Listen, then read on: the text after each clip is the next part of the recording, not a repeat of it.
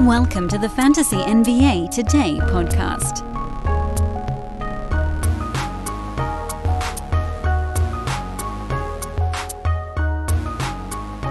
I'll tell you what, folks, it's a little bit weird every year when you get to these last couple of shows of the regular season. I know, not last couple of, like, we go year round. I know.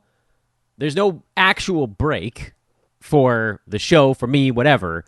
But there is a mental break, which I guess you could interpret a couple of different ways. I'm not having an actual mental break, and I still have to think, so it's not... A break probably isn't the right word. It's really more of a mental pivot point, where today, it's Thursday, we're going to break down the shorter than usual Wednesday card. And tomorrow, Friday, we'll review the Thursday results. We got 7 games tonight, and we'll kind of get you set for the weekend. We'll talk a little Roto stuff each of the next 2 shows. But this is wind down time. There aren't as many people listening right now because a lot of leagues are done. And I get it. People, right after they finish, probably aren't super excited to go listen to a fantasy podcast talking about leagues that are still in action. Obviously, I do appreciate those of you that are continuing to listen, even if it's just to click a download button so that, we over here at Sports Ethos can get credit for somebody listening to the show. It's weird. I used to, by the way, this is Fantasy NBA Today, Sports Ethos presentation. I'm your host, Dan Vespris, and don't worry, we're diving into the Roto recap on Wednesday very shortly here. If you're interested in streaming discussion and you've missed some of the episodes this week, Tuesday's show, all streaming for this finals week. That's the whole thing. That's the only day this week we were going to do it. That's done now. When I used to work in minor league baseball, I haven't done this little tangential Dan tells a story thing on a podcast in a while, but I'm doing it today because, damn it, we're 2 episodes from the end of the regular season, today and tomorrow, so screw it. When I used to work in minor league baseball, you go, a lot of people don't know this. Most minor league baseball employees get to the ballpark at 9 in the morning, work a full day, 9 to 5, and then work the game, 7 to 10 or whatever it is. And then you have stuff to do after the ball game, depending on what your job is. If you're in charge of like ticket sales, you wrap up your box, you count your money, you go home. If you're in media relations, you do the next day's game notes. Can't do that in the morning. There's no time for that then. So my schedule in minor league baseball, like honestly most people, was 9 a.m. to about midnight every single day for 140 days in a row. And they say, Dan, what about days off? Yeah, okay, that's actually where broadcasters have it worse. Not that this isn't a complaining session, but the broadcaster's day off is usually like on a weird Tuesday in the middle of the month, so everybody else is still working. So you still get 100 work emails, even though you're supposed to be on your off day. You work weekends because games happen. So really, you do work basically 150 days in a row. And you'd think at the end of that, you'd be just lusting with all of your heart for a break. A little respite for the body, for the mind, whatever. But for whatever reason, when I got home after a minor league season, because I lived half the time in Bakersfield, half the time in Los Angeles with my wife, we didn't have kids at that point, I actually went through a very weird, I don't know if you could call it a depression, so much as just becoming so unbelievably stir-crazy that I was kind of mad all the time, that I just didn't have things to do with my fingers, with my hands, with whatever. That's a little bit what like the end of the NBA season is now, but to a much smaller degree. I love doing these off-season episodes. I love diving into lessons learned, all that stuff, but there's something internally that just feels weird. And it's already happening to me a little bit because, like our Discord, in January, we were getting 100, 200 questions every day from subscribers, sometimes more than that. And right now it's like 4 because everybody's done. So I'm looking around and I still have plenty of things to do. My wife is out of town this week, so most of that is kid related for the moment. But it just, I don't know. It feels weird. Like I need something else to focus on. But there's just only so much you can do right now. So let's dive in. Let's do a little recap. We'll talk some roto strategy. Did get a question on Twitter about how teams are utilizing their players, their minutes, things like that. So we'll cover all of that on today's show. Sorry for that tangential. I haven't done that Dan Story thing in a long time. Got a lot of complaints over the years that the beginning of the podcast was too slow, and so I've kind of wiped all that out. But not today, damn it. April the 7th, we did a story at the beginning of the show. Yesterday, just 6 games. This isn't going to take all that long. Dallas beat Detroit. No surprise there. Dallas basically at full strength these days. Mavericks are an interesting team, maybe more so in the reality standpoint than fantasy. That was, by the way, another over that is going to hit for us. I got to go back and see how we did on some of these over-unders. My Grizzlies under was arguably the worst call I made all season long. Yeah. Yeah, that was idiotic. Oh, no, maybe the Warriors under was the most idiotic of the call of the year. But there were some good ones in there as well.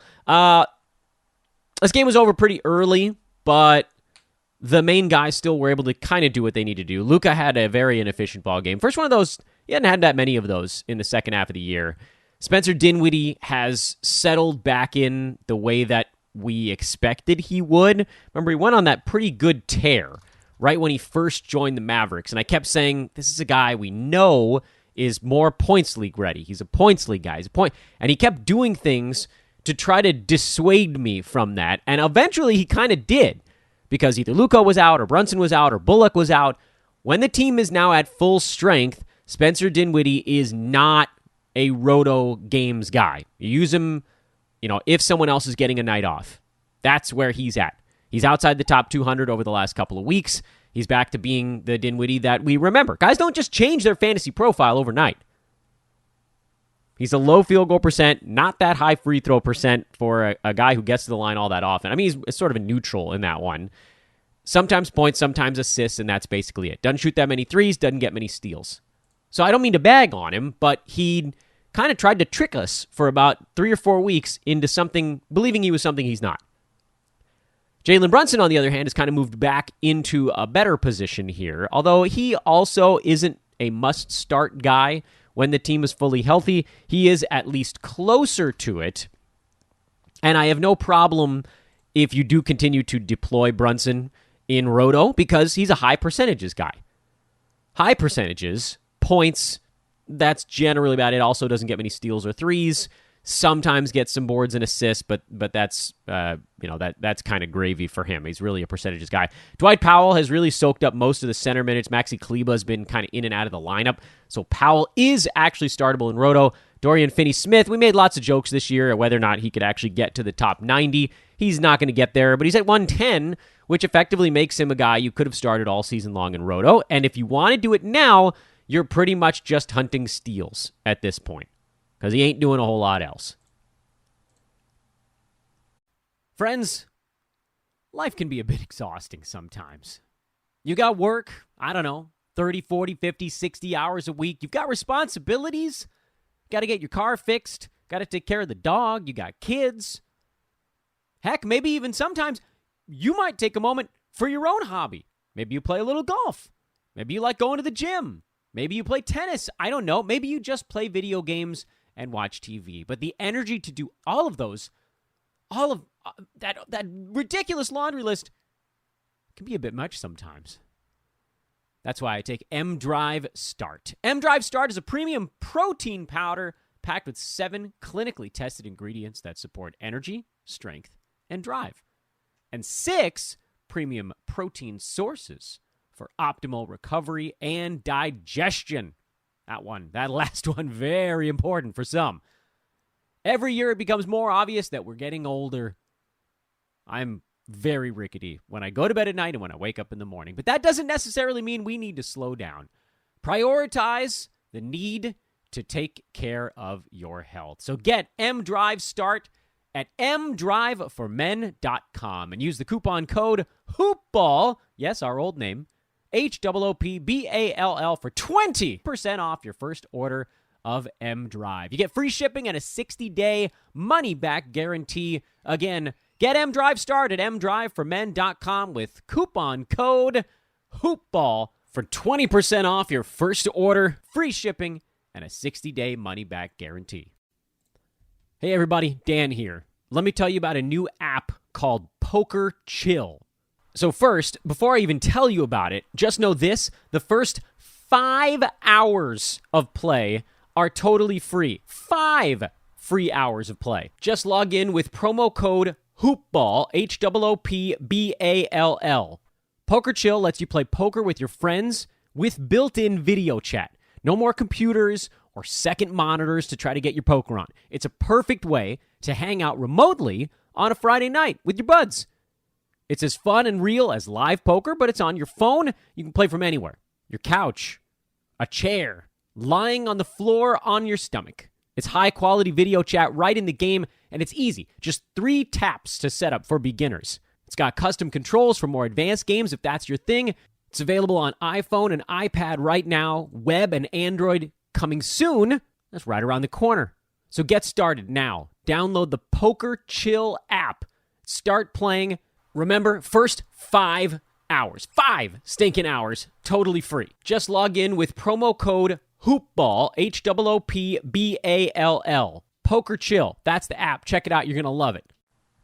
Pistons side. Cade Cunningham, who's been also kind of in and out of the lineup, was better, I guess. No field goal percent. He's fine. He's a start. Isaiah Stewart might have had his best game of the entire season here. He's probably a start down the stretch because there just aren't any other centers on the map anymore. That's it. The rest of them are either resting or out, hurt or resting or both. Killian Hayes is startable in most formats here with no Corey Joseph. Sadiq Bey has been startable. That's as far as I'd go. I mean, Braxton Key's been kind of interesting, and if he ever moves into the starting lineup, like if they even go to even a harder tank at this point, which do they need to? Pistons are 23-57. They're 2 games below the Pacers and only 1 game worse than the Thunder. Nah, I mean, they got a tank. So someone else might sit out. Detroit, they don't want to accidentally win a game here. If they lose out, they stay in that bottom 3 and have the tie for those top lotto ball odds. You can bet your bottom dollar. Yep, that's right. I said it. The bottom most of your dollars that they're not going to win a ball game. They really don't want to right now. If they do, better only be 1. Brooklyn, big comeback win. They were down by 20, I think, in this ball game, and they won by 12. That's a substantial turnaround, but one that shouldn't be particularly surprising.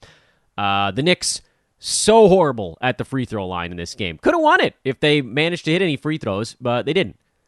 Obi Toppin's a start the rest of the way with Julius Randle probably done. Toppin's playing giant minutes, and he's a pretty good fantasy player also. Mitchell Robinson, I think we'll probably see him back for something here down the stretch, but it's good to know that if he gets wiped for any future ball games, you could throw Jericho Sims in there and just hope he doesn't get to the free throw line. Alec Burks is a start as long as he's starting. Emmanuel Quickley, he just triple-doubled over the weekend, so I think you can still start him even after this bad ball game.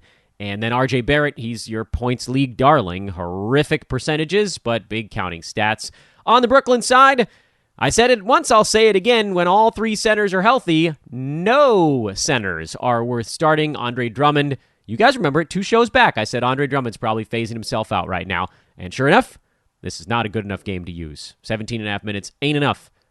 Nick Claxton played 23. LaMarcus Aldridge only played 5. They could have gone small if they wanted to for little stretches here because the Knicks didn't really have an actual scoring threat on the inside. KD woke up, carried the team. Kyrie was having one of his off-shooting nights. It happens. Seth Curry's back in there. He's a start if you need 3-pointers, and those 3 are as far as you go. Oh, excuse me, Bruce Brown is startable as well. More rebound, steals kind of guy in general. So you got 3. We got 2 obvious ones, and then Bruce Brown and Curry are kind of, they're probably both above the cut line from a traditional standpoint, but more so specialists. Again, that's what you're hunting here on the Roto side. Unless you can drop a guy like Kristaps Porzingis into your lineup, in which case you just do it. Because 26, 18, 4, a steal, 2 blocks, 4 3-pointers. That's a big ball game right there. Woo! Little disappointed Daniel Gafford didn't see more minutes. I thought maybe their previous game was Washington demoing something new. It's why I said you could pick him up and then don't start him for their next ball game. See what happens, and if he gets decent minutes a second time in a row, then you drop him in there. If he doesn't, you move on. So you can move on.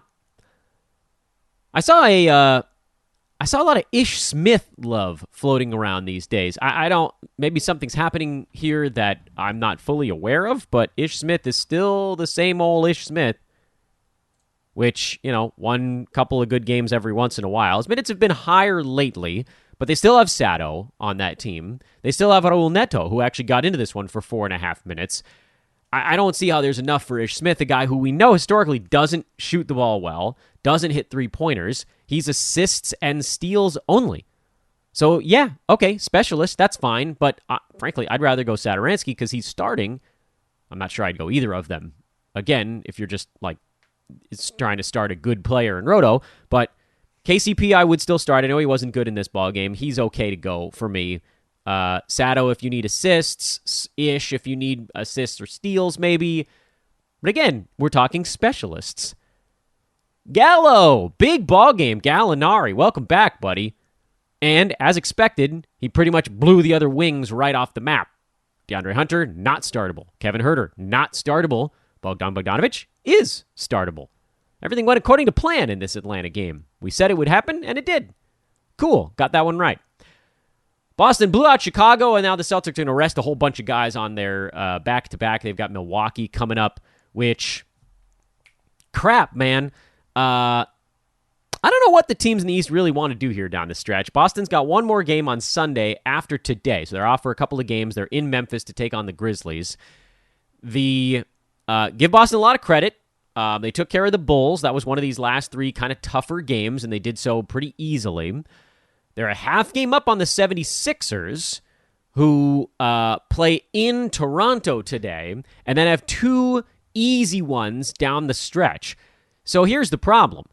Boston's probably going to lose in Milwaukee, unless we find out later today that the Bucks are resting a whole bunch of players, which, it could happen. News hasn't broken yet on that front. Those teams are all jockeying, and I'm not sure if maybe they don't want the 3 seed. That seems like the weird coveted one right now. It's Chicago, and they're floundering. The Cavs, the Nets, the Hawks, the Hornets, those teams look like they're all locked into the playoffs. It just comes down to where in the play-in tournament they actually end up, pretty much at this point. And so those teams at the top are probably a little bit afraid that the 2 seed is going to carry a matchup with the Nets in the first round. The 1 seed, you probably end up with the Hawks or the Cavs, maybe the Hornets. Feels a little more beatable. So the 2 seems like the spot nobody wants right now, but someone's going to back into it. I don't know who the hell it's going to be, but somebody's going to back into it. Anyway, our Boston 25-1 bet is hanging in the balance. By the way, if you can hedge off of that right now, I don't know what odds you could get on the Sixers to win the Atlantic Division, but I think I probably would do it. Boston probably goes 1-1 in their final 2 games. Sixers probably go at least 2-1. Which I believe at this point, what would that would put them into a dead heat with one another. I don't know who has the tiebreaker there, but Sixers might win out. If they win in Toronto, they probably win out. Boston could actually still lose in Memphis, depending on who they rest in that ball game. So, again, if you can hedge off of that, I think I would, because you're in a great spot now, and the 25-1 is, honestly, to me, more of a long shot now than when they were 5 games back. And I just look back at that damn game Boston lost to Detroit right before the All-Star break. Damn it. Anyway, they're resting everybody here on the back-to-back. If you have the opportunity to pick up some Celtics today, if you have moves today in your league, and it's a Roto league, again, I don't want you guys spending moves in head-to-head for one-gamers at this point, but Marcus Smart is not resting by all accounts. Sounds like it's Tatum, Brown, and Horford.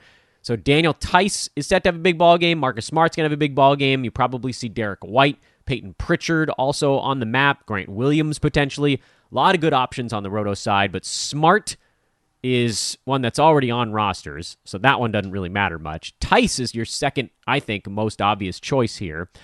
And then Derek White's probably your third. And then beyond that, I don't know if I'm going Pritchard and Williams. Those are kind of coin flippy. Chicago is falling apart at the seams. If DeRozan doesn't carry them, they're just they're crumping. Zach LaVine is playing hurt. Vooch has just had his shot's been off all year. He's been totally fine fantasy-wise, but his shot just hasn't been there for whatever reason. Patrick Williams did taper off. This was our fear when the team is fully healthy. Would there be enough usage for him, provided, if you can't get defensive stats on one night? And so that's why I'm basically just sticking with the stars on Chicago at this point. And even those guys didn't have a good game, but, they'll be fine. Utah, easy winner. Donovan Mitchell was out, basically rested at this point. I think we can just call it that. Rudy Gobert, 20 and 10. Hassan Whiteside, 15 and 11. Both centers had double-doubles. They combined for 35, 21, and 7 blocks. That'll happen when you play a team of basically all G-Leaguers and Isaiah Roby. Thunder are ridiculous right now. We don't need to talk much about Utah. They'll be floating guys in and out of their lineup down the stretch, I would assume. Jazz are the 5 seed. They can't fall into the play-in. They could fall as far as the 6. I don't know if they care if they get the Mavericks or the Warriors in the first round. That's where they're at. So, they'll win a game down the stretch, and then you'll see more guys getting rested, and you can try to react to it. But again, most roto leagues, I think, are moves day before. In that case, you're a little bit up a creek because you probably won't know who's getting rested until the last minute. Like, if Gobert is going to sit, I got to think he sits at least one of these games. Then Whiteside's a great pickup, but can you afford to just sit on Whiteside until that day comes? Probably not. Maybe. Probably not. Oklahoma City, good Lord. This is a whole big pile of good Lord. They sign guys, they waive guys. They sign guys, they waive guys. Olivier Sarr didn't get re-upped. Xavier Simpson, the point guard with the sky hook, came in, played 39 minutes. There's old Krejci again, playing 34. Kalitsakis got 30 again. Lindy Waters, the jazz musician. Melvin Frazier. Who the hell are all these people? I feel like I woke up in an alternate universe. Jalen Horde had the best game of the replacements, whatever you want to call these guys. Isaiah Roby is an easy start, as long as he's playing. He fouled out, or he would have done a little bit more in this ballgame also, but he's kind of he's the last man standing here. But I don't know who's going to be in their next ball game. Could be a totally different group of guys, so I can't really advise picking up pretty much any of these players. I'd be a little surprised if they benched Jalen Horde after a couple of decent ball games, but, accidental wins must be avoided. Thunder got an accidental win a couple games back. They still have a shot to fall behind the Pistons. Thunder only a game better than Detroit. You can bet your ass they'd like to fall into that bottom 3. So don't do it. Don't waste a pickup on OKC. It's too complicated right now. And then Phoenix rested everybody. They'll probably have a few guys back. Suns they set their franchise record for wins with the victory over the Lakers. What do they got? 2 games left? Yeah, they're in Utah taking on the Jazz. And they host the Kings to finish up the regular season. If I had to guess, they'll probably rest guys in altitude. I mean, they could just not send them on that trip if they want to, and then maybe try to beat up on the Kings in the last game, a little playoff tune-up, like give everybody 2.5 quarters of action.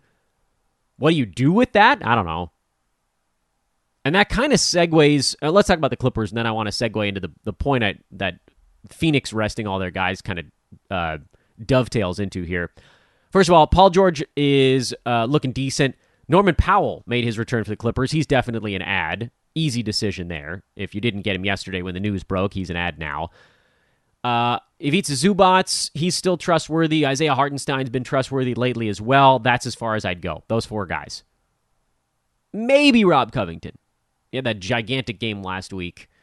He's a maybe, only because Paul George being back and now Norman Powell, those guys really do kind of hamstring Covington a little bit. There's just not as much room for him. And, we're reading reports, the Clippers are trying to play Paul George outside of small forward because they want to clear out room in case Kawhi Leonard does come back. I always thought if Paul George came back, it was because he knew Kawhi had a chance to play in the playoffs. So I don't think it's completely out of the realm of possibility. There aren't back-to-backs in the playoffs. Kawhi's going to be on a minutes limit, but if the Clippers can slip through the play-in, maybe he shows up for it. I don't know. It seems like a bad time to work a superstar back into your lineup, but it's also, you're talking about Kawhi Leonard. They've got 2 shots. in the 8 seed. Hell, if the Clippers go on the road and beat the Timberwolves, and they got a couple days off, then they'd have the Grizzlies? Yeah, I mean, I'd rather have the Grizzlies than the Suns. We'll see, I guess. Maybe they lose the first play-in game to the Timberwolves, and then they have to beat the Pels in the second one. I think Kawhi Leonard could actually show up for that if you're in a playoff league. Not that that matters at all. But what I wanted to talk about, because, again, there wasn't a whole lot of add or drop stuff from yesterday's card, just a lot of silly season, is it does kind of segue into the question that came up on Twitter, which was, what do you think teams are going to do in terms of minutes for their stars, in terms of actual games played for their stars, these last, we're talking 4 days left, Thursday, Friday, Saturday, Sunday, yeah, in the regular season. I had to double-check myself because counting suddenly got hard. The very short answer, unfortunately, to that question is we don't know. We don't know. You can kind of deep dive stuff on, like, we just started to do it with Phoenix. Phoenix set their franchise record in wins, but we also know that Chris Paul likes to play when he can. They like to get that rhythm going. They like good vibes. So they might play all of their guys against the Jazz and the Kings these last 2 games. They want to push the franchise wins record up to 65. I mean, 65, that's a pretty damn good number. They've had a fantastic season. Why not capitalize on it? Even if you don't win the championship, you still become a record-breaking team, which they already are. Maybe no Suns team ever breaks that down the line. Who knows? 30, 40, 50 years later, maybe? 2 years later? We don't know. There is a value to that, to some of these players at the very least. And the only thing I would think is, maybe they try to keep the minutes lower, but if it's a winnable ball game, they probably put their guys back in. It's not going to be a blowout in Utah. That'll be a competitive ball game. Kings might not be. Might be able to get your starters some rest in that one, win it anyway. But that's the answer is we just don't know. Each team treats these types of ball games differently. The only thing we can look at and say, look, Phoenix, they're the 1 seed in the West. Nothing they do at this point matters. Grizzlies, they're locked into the 2 seed. Clippers, locked into the 8 seed. Pels and Spurs are in, but they could flip-flop who has home court in the first half of the play-in tournament. Timberwolves, still technically, I believe, not eliminated from escaping the play-in tournament. I'm not positive on that. I don't know who has the tiebreaker. You could, again, go look that up. You might find out that the Wolves are done. They've got 2 games left. Nuggets have 2 games left. Best they could end up in is a tie. If you go look up and who has the tiebreaker, if it's Denver, then the Wolves are locked into their spot. Nuggets aren't, by the way. They could pass the Jazz, but do they care? Mavericks, Warriors could flip-flop the 3 and the 4 spot. Jazz probably not going to pass the Mavericks, but again, you're talking home court if those 2 teams play one another. So there's a lot, and that's just the Western Conference. It's the same crap out East. The Heat are basically the 1 seed. Celtics resting all of their guys pretty much ensures that that's going to be the case. Everybody else can't catch them. No, I guess that's not technically true. Bucks, Sixers, the Heat have played an extra game on those teams, so they could win out. If the Heat lose both of their games down the stretch and the Celtics win both of theirs, although they're resting their guys, if the Bucks and Sixers win all of theirs, then you'd have a 3-way tie. Again, you're looking up tiebreakers. Do they want it? Are we dodging the 2 seed? Raptors could fall behind the Bulls. Do they care? Bulls could pass the Raptors. Do they care? I don't think the Bulls are falling back to the Cavs, but I guess there's a reason for Chicago to try to... I mean, they just don't want to go into the playoffs having lost all of their games, so Chicago's probably going to play their guys at least one of their last couple games.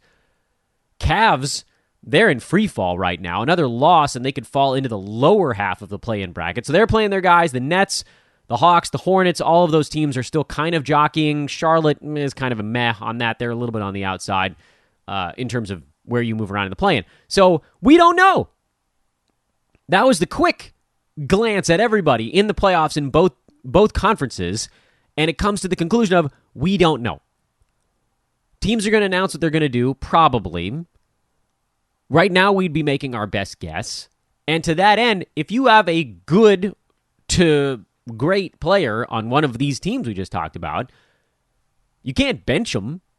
And a lot of them are fantasy worthwhile, even in a half a game of minutes. Devin Booker only plays 24 minutes in one of these games. He's still startable. Chris Paul, DeAndre Ayton, these guys are still startable in half a ball game. Same story for the really good players on the Mavs, the Nuggets, the Wolves, whatever. They don't have to go 34 minutes to be a fantasy start. They just wouldn't be, a top 25 guy. They might be a top 70 guy in 20-some-odd minutes instead of 30-some-odd minutes, but it's still startable. So you can't really make those big adjustments now for the rest of the week. You pretty much just have to play it by ear. And the problem is, by the time you make a move reactive to something that one of these teams is doing, they could just switch it up again in the next ballgame. We just saw it. The Suns played all of their guys against the Lakers, probably because teams like to troll the Lakers like that, and then they sat them all against the Clippers. They might come back for the next one and then sit for the one after that. We don't know. So if you're picking up and dropping Cam Johnson or Cam Payne, you're kind of cooked. Your best case in this spot, and in most of my Roto leagues, I need to add a couple of games played down the stretch. The only ones I don't are the Yahoo cash leagues, because it's really easy to hit your games cap there. It's 82 at each spot, 3 bench slots, and 3 injured slots. So you have plenty of players. It's really hard to fall all that far behind in those. But in anyone where you don't have that many slots or the games cap is a little higher, you can't really just sit on a Roto guy right now and hope that they drop in for one good game over the final 4 days. If you can, if you're in the minority of teams that can afford to do that, you could pick up some of these backups. On Phoenix, for instance. If you're looking at Phoenix, Cam Payne is a pretty easy backup to grab. He didn't play as many minutes as you might have expected in this ball game, but under most circumstances, if Chris Paul sits, he's the guy that would pick up the slack. You could pick up Cam Johnson as a guy that would pick up some slack. I know he also didn't have that great of a ball game, but you can look at these teams and say, all right, who might get a game off here these final 4 days, and then who is the beneficiary? Do we think Donovan Mitchell or Rudy Gobert sits a game down the stretch?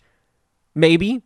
Jordan Clarkson's probably rostered already, but you could pick up Hassan Whiteside and just have him on your bench for the game that Gobert probably sits and drop him in there. But he might not. Maybe the Jazz do value the 5 seed over the 6 seed. Maybe they really do want Mavericks instead of War, even though those teams could flip-flop. I don't know. Maybe they just value collecting a couple of wins down the stretch. I don't know. Do we think Nikola Jokic sits out a game here? You could pick up Boogie Cousins, sit him on your bench, and drop him in there for one game if Jokic sits one of these last 2. So there are some opportunities out there that, you could just sit on a guy. Celtics are resting all their guys today, so you kind of likely missed the boat on that one if you're, again, dealing with a league where it's day before type of moves. Bucks are probably going to have a game where they rest some guys, I would think. Sixers probably rest some guys. So, yeah, you could stuff a guy on your bench and hope that you can drop him in for one of these last 2 games. To me, it seems easier to just roll with the guys that are popping up anyway. The guys that are useful daily. Norman Powell coming back. That's a guy you can just pick up and use in your lineups. Gallo playing in non-back-to-backs, a guy you can just sort of pick up and use right now as long as John Collins is out. They're out there. Obi Toppin with Randall getting sat.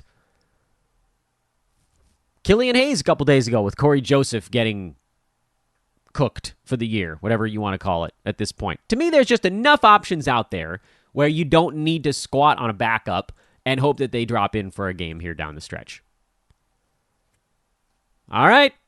Tomorrow, last regular season show, we'll talk a little bit of Roto weekend strategy, and I'll give you a hint. Strategy Roto number 1, try to hit your games cap on Saturday.